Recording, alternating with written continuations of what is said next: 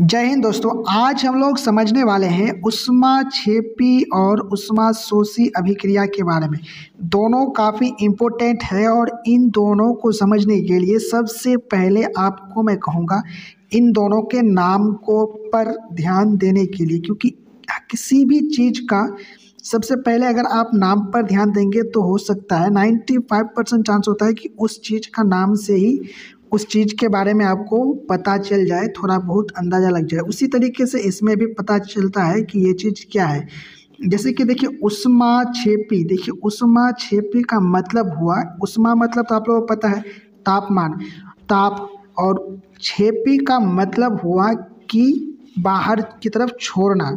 और वहीं पर ऊष्माशोषी, ऊष्मा आप लोगों को पता है, बताया अभी, ताप, और शोषी का मतलब हुआ कि सोच लेना, मतलब जो ऊष्मा था उसको अपने अंदर ले लेना। तो इसी तरीके से ऊष्माक्षेपी ऊष्माशोषी आपको समझना है, इसी का नाम से आप देखिए इसी चीज़ को लिखना है।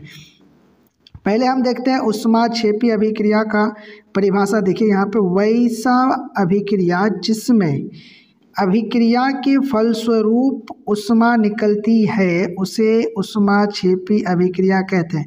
मतलब समझिए कोई अभिक्रिया हो रहा है, उस अभिक्रिया के फलस्वरूप, मतलब अभिक्रिया होने के बाद, मतलब जिस समय हम अभिक्रिया में कोई पदार्थों को जोड़े थे, अभिक्रिया करवाए थे कुछ पदार्थों के बीच में, उनमें ऊष्मा नहीं था, लेकिन जब अभिक्रिया हो गया तो फिर ऊष्मा निकलता है, तो उसको कहेंगे ऊष्माक्षेपी अभिक्रिया। जैसे कि आपको उदाहरण भी दिया हुआ है, आप देख सकते हैं, जैसे कि कार्बन और ऑक्सीजन के बीच में अगर हम अभिक्रिया करवाते हैं तो अभिक्रिया के बाद कार्बन डाइऑक्साइड बनता है, साथ में ऊष्मा भी बनता है। कार्बन और ऑक्सीजन के बीच में अभिक्रिया करवाते हैं तो वो बनता है कार्बन डाइऑक्साइड, और ऊष्मा भी बनता है। अब बात करते हैं हम ऊष्माशोषी अभिक्रिया के बारे में। तो यहाँ पे आप ऊष्माशोषी अभिक्रिया का यह परिभाषा देखिए, वैसा अभिक्रिया जिसमें अभिक्रिया के फलस्वरूप ऊष्मा का शोषण होता है, शोषण होता है, उसे ऊष्माशोषी अभिक्रिया कहते हैं।